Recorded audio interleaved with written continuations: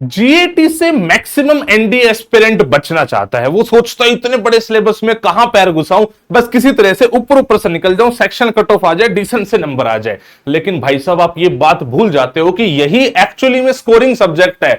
एक question 4 number देता है, 150 क्वेश्चन 600 नंबर, टोटल 900 में से 600 नंबर इसके हैं और आसान भी है। अरे बस अगर आप ये समझ लोगे ना कि सिस्टमेटिक पढ़ाई क्या है, कौन कौन से टॉपिक है जिससे एग्जैक्टली पढ़ना है, तो डेफिनेटली आप इतना भी कर सकते हो कि पूरे पूरे नंबर भी ले आओ। मैं आज आपको वीडियो में इसी बात की कंप्लीट डिटेल बताने वाला हूं। हर एक सब्जेक्ट में कौन कौन से टॉपिक है, उसमें एग्जैक्टली सब टॉपिक्स क्या है। फिजिक्स नहीं, फिजिक्स में हर टॉपिक का सब टॉपिक क्या है, मैं बहुत रिसर्च करके इस वीडियो को डिलीवर कर रहा हूं। प्लीज एंड तक देखना और अपने यारों दोस्तों को शेयर जरूर करना जो भी एनडी की तैयारी करने जा रहा है। सबसे पहले मैं साइंस पे चलता हूं। साइंस एक ऐसा टॉपिक है ना जीएटी में, मैं हर बच्चे को बोलता हूं भाई इसको ढंग से पढ़ो, बिकॉज साइंस सबसे ज्यादा स्कोरिंग है। भाई 9th 10th बेस साइंस है, चाहे किसी बैकग्राउंड से हो, आर्ट्स हो, कॉमर्स हो, साइंस हो। आपने ये तो पढ़ी है।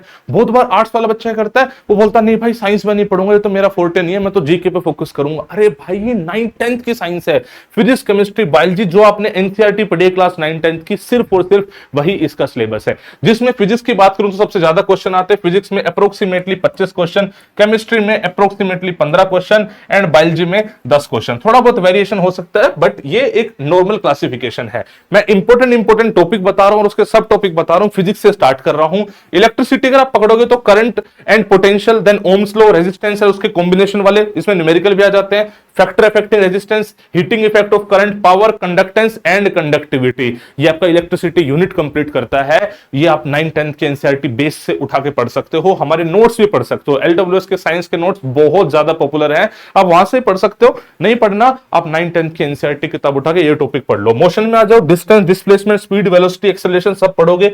ग्राफ्स ऑफ मोशन पढ़ोगे, यूनिफॉर्म सर्कुलर मोशन पढ़ोगे, इक्वेशंस ऑफ मोशन पढ़ोगे, लॉज ऑफ मोशन पढ़ोगे एंड प्रोजेक्टाइल मोशन पढ़ोगे। प्रोजेक्टाइल मोशन इसमें मतलब थोड़ा सा एडवांस लेवल हो गया बिकॉज क्लास 11th बेस हो गया, बट बाकी सब तो आपको 9 10th की एनसीईआरटी में मिल जाएगा, उससे बाहर कहीं जाने की जरूरत नहीं है। अगर आप आगे आ जाते हो तो ऑप्टिक्स में आ जाओ। ऑप्टिक्स काफी स्कोरिंग चैप्टर है। इसमें हमने 2 कैटेगरी में डिवाइड करा है, रिफ्लेक्शन, रिफ्रैक्शन। आप रिफ्लेक्शन में प्लेन मिरर पढ़ो, स्फेरिकल मिरर पढ़ो, उसके रे डायग्राम्स पढ़ो, उसके यूजेस पढ़ो, मिरर फॉर्मूला पढ़ो।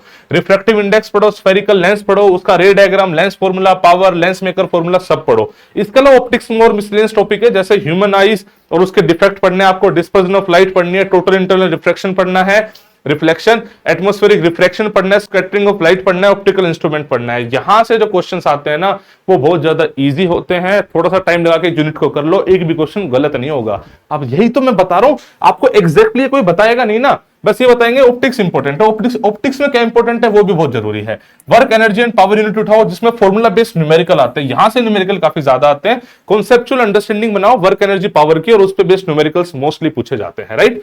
ग्रेविटेशन में Kepler's law, law of gravitation, acceleration due to gravity and उसके वेरिएशन, वेट और मास रिलेटेड चीजें, एस्केप वेलोसिटी, सैटेलाइट और कुछ उससे related formulas. That's it in gravitation. But अभी खत्म नहीं हुआ है भाई, आपको स्कोर बहुत ज्यादा करना है। अच्छा, बाई चांस कोई बच्चा ऐसा है जो बोले कि नहीं सर इतना सारा नहीं पढ़ सकता, तो इसकी जो सीक्वेंस है ना वो भी इंपॉर्टेंस के अकॉर्डिंग है। जो भी फिलहाल वेटेज चल रही है ना चैप्टर्स की, मैंने उसके हिसाब से सीक्वेंस बनाई है। तो आप स्टार्टिंग से स्टार्ट करना तो ज्यादा आपका पोर्शन कवर हो जाएगा। फिर फ्लोटेशन में वैसे चैप्टर बहुत बड़ा है, लेकिन आपको प्रेशर, डेंसिटी और आर्किमिडीज प्रिंसिपल पढ़ना है, इसके अलावा कुछ नहीं पढ़ना है।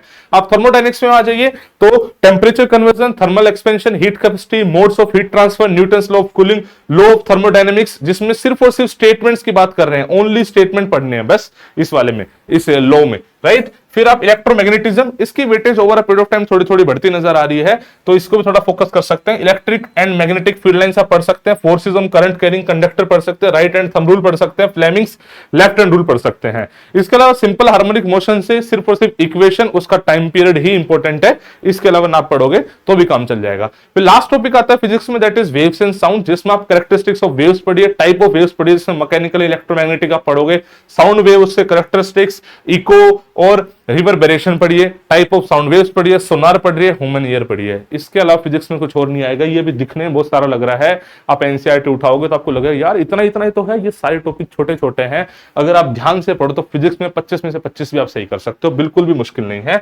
इतनी सब डिवीजन किसने आज तक बताई नहीं होगी आपको। नेक्स्ट चलते हैं बच्चे जीके में। जीके में सबसे इंपॉर्टेंट है आपकी ज्योग्राफी। ज्योग्राफी से अप्रोक्सीमेटली 25 क्वेश्चन आ जाते हैं, फिजिकल और इंडियन मिला के। फिजिकल ज्योग्राफी की बात करें, सबसे इंपॉर्टेंट है अर्थ एंड सिस्टम, जिसमें latitude, longitude, time zones, international date line, उस पर बेस्ड न्यूमेरिकल, ये सब आते हैं। अपने आप में एक यूनिट है जो काफी ज्यादा आसान है। मैं ये हमेशा ये बोलता हूं कि एक अच्छी यूनिट है, आप इसको पढ़ोगे आपके स्कोर पक्के हो जाएंगे। रॉक्स में इंटरनल स्ट्रक्चर ऑफ अर्थ आता है, टाइप ऑफ रॉक्स आता है, और इसमें बेसिकली प्लेट टेक्टोनिक थ्योरी वो वाली सब आता है, वो सब इंटरनल स्ट्रक्चर में आ गया, तो that is important. Earthquake and volcanoes आपको पढ़ने हैं, अर्थक्वेक का बेसिक पढ़ना, एक दो क्वेश्चन यहां से फंस जाते हैं। ओशन करंट एंड टाइड्स पढ़ोगे, एटमॉस्फेयर पढ़ोगे, उसकी कंपोजिशन पढ़ोगे, प्लैनेटरी विंड्स, इसमें basically pressure zones of earth आता है वो पढ़ोगे, साइक्लोन एंटी साइक्लोन पढ़ोगे, ह्यूमिडिटी पढ़ोगे, कंडेंसेशन पढ़ोगे, प्रेसिपिटेशन पढ़ोगे। इसमें सिर्फ और सिर्फ बेसिक पढ़ोगे, जो उनके प्रिंसिपल्स होते हैं और कुछ पढ़ने की जरूरत नहीं है। इसके अलावा आता है क्लाइमेट। क्लाइमेट बहुत बड़ा टॉपिक है, मैं आपको रिकमेंड करूंगा सिर्फ बेसिक पढ़ लो, उससे काम हो जाएगा। ज्यादा डेप्थ में जाओगे तो भाई साहब क्लाइमेट ही बहुत बड़ा निकल कर आ जाएगा। फिर इंडियन ज्योग्राफी आ जाते हैं, रीजनल ज्योग्राफी ऑफ इंडिया पढ़ने, जिसमें सबसे पहले आप क्लाइमेट पढ़ो, जिसको आप इंडियन मानसून बोलते हो, आपको वो पढ़ना है।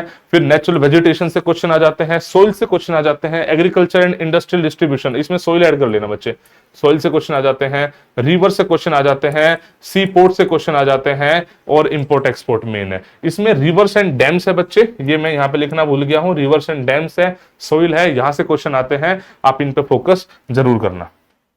अच्छा, इसके अलावा ज्योग्राफी में ना करंट अफेयर बेस्ड क्वेश्चन भी आते हैं, जैसे जो भी चीज न्यूज में चल रही होगी ना उसका स्टैटिक क्वेश्चन पूछ लेंगे, और आपको थोड़ा सा लगेगा यार ये तो करंट अफेयर्स है, बट वो करंट अफेयर्स नहीं है, वो करंट अफेयर्स का स्टैटिक पोर्शन है जो कि फिजिकल ज्योग्राफी में आएगा।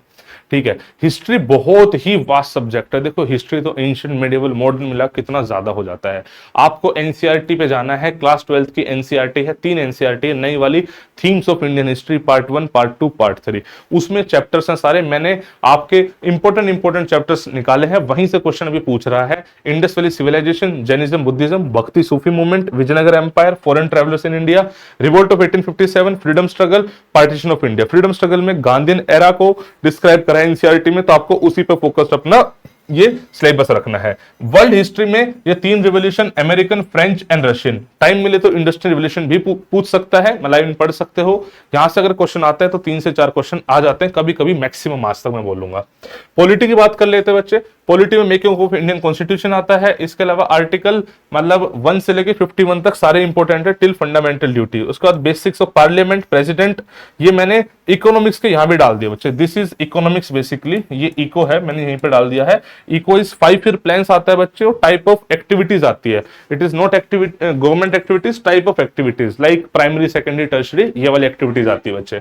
करंट अफेयर्स की बात कर लेते हैं, तो करंट अफेयर्स में जो भी आपके आसपास हो रहा है पिछले 6 महीने में, वो आपका सिलेबस रहेगा। ये थोड़ा सा वास्ट मैं मान सकता हूं, दैट इज वाई मैं कह रहा था पहला फोकस साइंस रखना, फिर जीके पे आना। अब हम आखिरी पोर्शन पे आते हैं, दैट इज इंग्लिश। इंग्लिश में भी सेम चीज है, 50 क्वेश्चन आते हैं, और भाई साहब वही 200 नंबर का सिस्टम यहां बनेगा, जिसमें ग्रामर, वोकैब, रीडिंग कॉम्प्रिहेंशन में चीजें डिवाइड हो रही। देखो इंग्लिश ना एक सब्जेक्ट नहीं, एक लैंग्वेज है, ये एक दिन में कभी डेवलप नहीं हो पाएगा, और ना ये सोच सकते हो कि बस ये वाला टॉपिक कर लो तो मेरा हो जाएगा, ऐसा नहीं होगा। ये लैंग्वेज है, इसमें थोड़ा सा टाइम आपको रेगुलर बेसिस पे देना पड़ेगा। बहुत सारे लोग तो ऐसे भी हैं जो इंग्लिश कभी नहीं पढ़ेंगे, ना आज तक पढ़ी है, बट उसके बावजूद भी स्कोर अच्छा आ जाता है, बिकॉज उनकी एज लैंग्वेज वो डेवलप हो रखी है। मैं आपको रिकमेंड करूंगा बच्चे, डेली न्यूज़पेपर पढ़ना स्टार्ट करो, उससे आपके करंट अफेयर भी अच्छे हो जाएंगे, और रीडिंग कॉम्प्रिहेंशन वाला पार्ट भी आपका अच्छा हो जाएगा। वोकैब के लिए आप कोई किताब, कोई क्लासेस, कुछ भी लगा सकते हो। मैं किताब हमेशा रिकमेंड करता हूं बच्चे, वर्ड पावर मेड इजी है, ये एक ऐसी किताब है जो आप मान लो बाइबल है फॉर बेसिकली वोकैबुलरी, जिसमें आपको रूट वर्ड से वोकैबुलरी सिखाता है। तो आप वहां से वोकैब पढ़ोगे तो एंटोनिम, सिनोनिम सब हो जाएंगे। कहीं और से पढ़ सकते हो, लेकिन पढ़ना एक बार पड़ेगा। इडियम फ्रेजेस आप एनडीए के पीवाईक्यूज उठा लो और सीडीएस के पीवाईक्यूज उठा लो, उतने में आपका हो जाएगा। रीडिंग कॉम्प्रिहेंशन के लिए भी आप सीडीएस के पीवाईक्यू उठा सकते हो। अगर आप न्यूज़पेपर पढ़ना स्टार्ट करोगे तो अपने आप ही पीक्यूआरएस आपके अच्छे हो जाएंगे बच्चे। ग्रामर रूल्स और कॉन्सेप्ट से होते हैं, जैसे हम पढ़ाते हैं, हम कॉन्सेप्ट से पढ़ाते हैं, बहुत लोग रूल से पढ़ाते हैं। आप किसी किताब से, किसी लेक्चर से से आपको चीज पढ़नी पड़ेगी। बट ये मैं आपको बार बार बता रहा हूं, ये over a period of time develop होगी। आप ये सोचोगे एक दिन में मैं एक टॉपिक निपटा दूं, ऐसा नहीं होगा। आपको धीरे धीरे धीरे ही डेवलप करनी पड़ेगी, लेकिन यहां भी स्कोर काफी अच्छा आ सकता है। ये मैं कॉस्ट टू बेनिफिट रेशियो के हिसाब से सारी चीज आपके सामने लेकर आया हूं, और उम्मीद ये भी करता हूं कि इससे ज्यादा कुछ डिस्क्रिप्टिव आपको मिलेगा नहीं। मतलब जीएटी में मुझे लगता नहीं कि इससे ज्यादा डिस्क्रिप्टिव की आपको नीड भी है। कुछ चीजें मैंने इसमें छोड़ी भी है। मैं इसमें 100% नहीं बोल रहा हूं कि भाई मैंने हिस्ट्री के एक टॉपिक कर दिया। मैंने इसमें वो टॉपिक बताए हैं हिस्ट्री के जो अभी यूपीएससी के फेवरेट बने हुए हैं। पिछले 4 से 5 साल का इन डेप्थ एनालिसिस करके मैंने सारे टॉपिक निकाले हैं, और उसी में मैंने आपको ये बात ही बताई है कि आप साइंस में ज्यादा फोकस करना जीएटी में, बिकॉज साइंस का जो सिलेबस है वो लिमिटेड है, और वहीं से क्वेश्चन पूछ रहा है, बहुत ज्यादा हार्ड नहीं पूछ रहा है। अगर हार्ड आए तो 4 से 5 क्वेश्चन आएंगे, 45 क्वेश्चन हमेशा सेफ मिलेंगे। जीके में कोई लिमिट नहीं है हार्ड की, आप कितना भी हार्ड बना सकती है यूपीएससी। ठीक है, तो ये सब फैक्टर डिसाइड करके मैंने बेसिकली ये वीडियो बनाई है। मैं उम्मीद करता हूं कि आपको इस वीडियो से बहुत ज्यादा हेल्प मिलेगी, और आप किस चीज पे टॉपिक पे वीडियो चाहते हैं मुझे कमेंट सेक्शन में बताइएगा। मैं खुद आपकी कमेंट सेक्शन पढ़ता हूं और उसी पे मैं वीडियो बनाने की कोशिश करता हूं, ताकि आपकी जर्नी थोड़ी स्मूथ रह सके और आपका जो सपना है नेशनल डिफेंस एकेडमी जाने का वो पूरा हो सके। Wish you all the best बच्चे। जय हिंद, जय भारत।